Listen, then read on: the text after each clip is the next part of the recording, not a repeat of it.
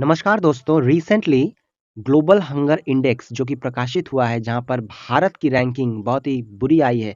वहां पर आप ये न्यूज़ देख सकते हैं कि इंडियाज 14% पॉपुलेशन अंडर नरिश्ड।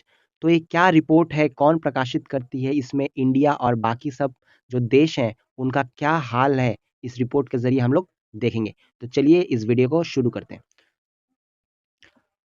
तो वैश्विक भुखमरी सूचकांक, जिसे हम लोग ग्लोबल हंगर इंडेक्स कहते हैं, वो भुखमरी की समीक्षा करने वाली वार्षिक रिपोर्ट है, यानी कि इसे एनुअली प्रकाश किया जाता है।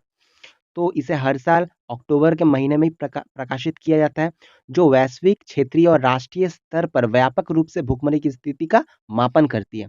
तो भारत की स्थिति की अगर बात करें तो वैश्विक भुखमरी सूचकांक 2020 में भारत 107 देशों में 94 स्थान पर रहा है।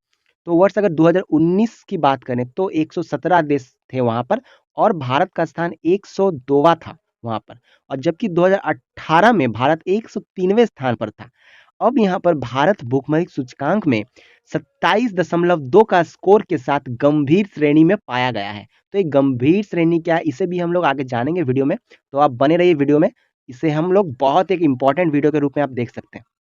तो देखिए, अगर आप ग्लोबल परिदृश्य देखते हैं तो देखिए, कुल 107 देश जो यहाँ पे पार्टिसिपेंट रहे, उनमें 13 देश भारत की खराब स्थिति में है। यानी कि यहाँ पे जो 13 देश है वो तो मतलब भारत से भी खराब स्थिति में है, जिनमें रवांडा, नाइजीरिया, अफगानिस्तान और लाइबेरिया जैसे देश भी हैं। इसमें आप देख सकते हैं।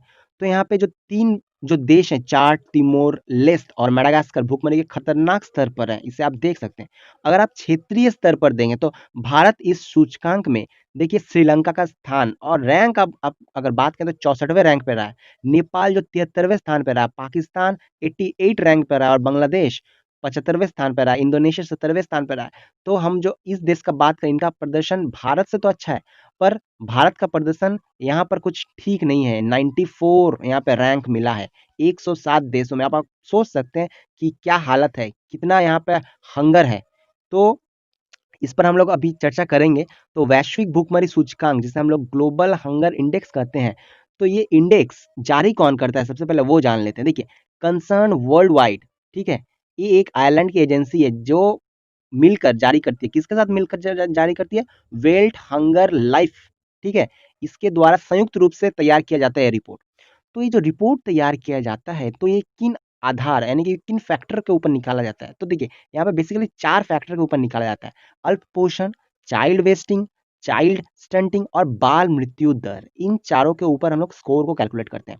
अब इन 4 संकेतों के मूल्यों के आधार पर 0 से 100 तक के पैमाने पर भुखमरी को निर्धारित किया जाता है, जहां 0 को सबसे अच्छा स्कोर माना जाता है, यानी कि भुखमरी नहीं है, और जो 100 का स्कोर है उसे बहुत ही खराब स्कोर माना जाता है, यानी कि जितना स्कोर ज्यादा उतनी खराब रैंकिंग। तो प्रत्येक देश जो ग्लोबल हंगर इंडेक्स है, इसका स्कोर को निम्न रखने की कोशिश करता है, यानी कि इसे कम रखने की कोशिश करता है, ताकि उसका स्कोर अच्छा आ सके। अब देखिए, अब यहाँ पे जो है लो, मॉडरेट, सीरियस, अलार्मिंग और एक्सट्रीमली अलार्मिंग, इनका जो क्राइटेरिया वो क्या है? देखिए, लो में क्या होता है? लेस देन 9.9 होना है। मॉडरेट में होगा 10 टू 19.9, और सीरियस में होगा आपका 20 से लेकर 34.9, और खतरनाक या अलार्मिंग जो होगा वो 35 से 49.9। पर यहाँ पे जो एक्सट्रीमली अलार्मिंग है, यहाँ पे कोई भी देश शामिल नहीं है। सीरियस है और अलार्मिंग है, पर यहाँ पे एक्सट्रीमली अलार्मिंग में नहीं। आप ये चार्ट देख सकते हैं। देखिए, इस चार्ट के जरिए आप लोग देख सकते हैं यहाँ पे क्या क्या मतलब पैमाने पे यहाँ पे किया गया है, फैक्टर्स को लिया गया है।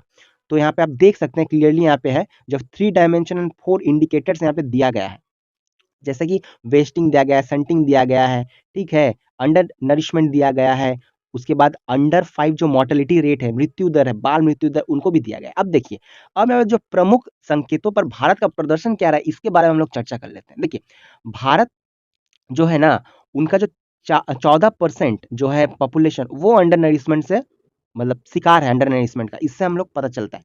तो इसका निर्धारण अपर्याप्त कैलोरी लेने की मात्रा के आधार पर किया जाता है। अब देखिए, तो यहाँ पे तो कैलोरी इनटेक इनसफिशिएंट है। उसके बाद जो स्टंटिंग है, स्टंटिंग यानी कि जो आप बोल सकते हैं कि यह उम्र की तुलना में कम ऊंचाई को दर्शाता है, यानी कि उम्र तो ज्यादा है पर ऊंचाई यानी कि हाइट नहीं बढ़ी है। तो ये एक्यूट यहाँ पे पाया गया है, बहुत ही यहाँ पे बोल सकते हैं आप एक्यूट। तो ये आमतौर पर गरीब, सामाजिक आर्थिक स्थितियों और कमजोर मृत मातृ स्वास्थ्य और पोषण से जुड़ा होता है। तो यहाँ पे आप देख सकते हैं कि यहाँ पे जो सन्टिंग का जो दर है वो 37.4% दर्ज की गई है यहाँ पे। अगर हम चाइल्ड मोर्टेलिटी की बात करें, बाल मृत्यु, तो यहाँ पे कितनी पाई गई है? 3.7% है। ठीक है, बाल मृत्यु दर 5 वर्ष से कम आयु, यहाँ पे ध्यान रखना होगा कि यहाँ पे अंडर एज 5 की बात की गई है। और जो वेस्टिंग होता है वो भारत की स्थिति में गिरावट देखी गई है। ठीक है, तो भारत का स्कोर जो रहा है वो 17.3% रहा है वेस्टिंग में, चाइल्ड वेस्टिंग में। अब देखिए चाइल्ड वेस्टिंग में होता क्या है, इसमें ऊंचाई की तुलना में कम वजन होता है तथा ये जो एक्यूट कुपोषण को दर्शाता है। तीव्र कुपोषण और कुपोषण का सबसे चरम और दृश्य रूप जो शरीर के बाहर से ही दिखाई पड़ता है। इसका मतलब ये हुआ कि यहाँ पे बच्चे का जो शरीर है एकदम टूट जाता है, बाहर से देख के लगता है कि कुपोषित है बच्चा।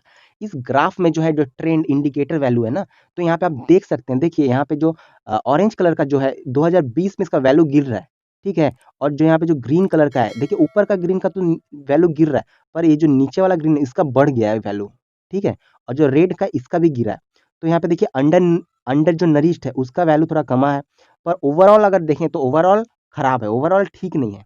ठीक है, तो यहाँ पे देखिए रिपोर्ट संबंधी प्रमुख निष्कर्ष क्या होता है, तो यहाँ पे निकल क्या है, जो जो स्टैंडिंग मुख्यतः है, तो यहाँ पे बच्चों के बीच केंद्रित है बेसिकली। ठीक है, तो यहाँ पे जो गरीब है वो आहार की विविधता के अभाव, यानी कि यहाँ पे जो मदर का एडुकेशन है उसे ना होने के कारण क्या होता है, यानी कि मदर अगर एडुकेटेड नहीं है तो बच्चों को अच्छी तरह से क्या नहीं कर पाएगी, अच्छी तरह से देखभाल नहीं कर पाएगी, पालन पोषण नहीं कर पाएगी, उसका आहार भोजन कितना कैलोरी देना है, क्या क्या प्रोटीन्स वाइटामिन मिनरल्स देना है, ये सब उनको थोड़ा कम ज्ञान होता है अगर एडुकेटेड नहीं होती है तो ये प्रॉब्लम है।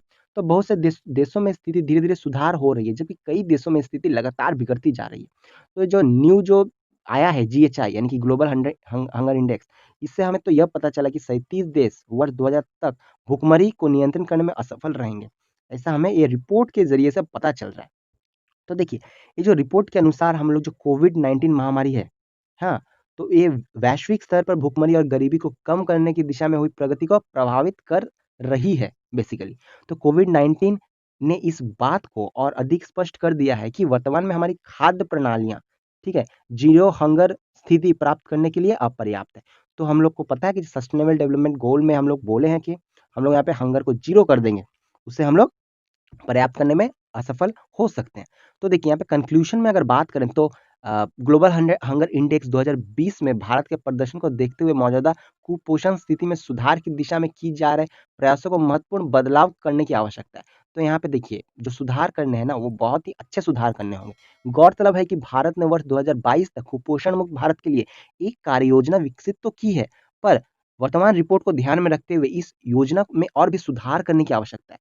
तो देखिए यहाँ पे भारत ने बहुत सारे कोशिश तो की है, पर ये जो कोशिशें क्या-क्या, मैं एक यहाँ पे जॉट डाउन करके लाया हूँ, वो आप देख सकते हैं। देखिए, ईट राइट इंडिया मूवमेंट, ये जो एक मूवमेंट था वो मतलब चल रहा था, काफ़ी सफल भी हुआ था। फिर पोषण अभियान है, प्रधानमंत्री मातृ वंदना योजना है, फूड फोर्टिफिकेशन है, नेशनल फूड सिक्योरिटी एक्ट 2013 है, ठीक है? ये सब आपको मेंस के लिए अच्छी तरह से तैयार कर लेना होगा, क्योंकि ये मेंस में आप लिख सकते हैं इसे। मिशन इंद्रधनुष है, आईसीडीएस स्कीम है। तो यहाँ पे अगर मैं सजेशन की बात करूँ, क्या मैं सजेस्ट कर सकता हूँ इसमें? तो देखिए, इसमें जो फूड है ना, फूड फूड की जो वैल्यू है वो कैसे बढ़ेगी? फूड की वैल्यू उसकी न्यूट्रिएंट डेंसिटी के ऊपर डिपेंड करेगी कि उसमें न्यूट्रिएंट कितना है। क्या उसमें वेट कितना है ये नहीं मैटर करता है, ये मैटर करता है कि उसमें न्यूट्रिएंट कितना दिया गया है, ठीक है? और यहाँ पे मदर का एजुकेशन पे भी बहुत यहाँ पे जोर देना पड़ेगा कि मदर अगर एजुकेटेड रहेगी, तो यहाँ पर बच्चे भी अच्छे तरह से मतलब मेल न्यूट्रिशन का शिकार नहीं होंगे एटलीस्ट, ठीक है? तो आशा करता हूँ ये वीडियो आपको अच्छा लगा होगा होगा। अगर अच्छा लगा होगा तो एक लाइक ज़रूर कर दीजिए और इसे कमेंट करना ना भूलें। तो चलिए, thank you for listening and as always God bless you all.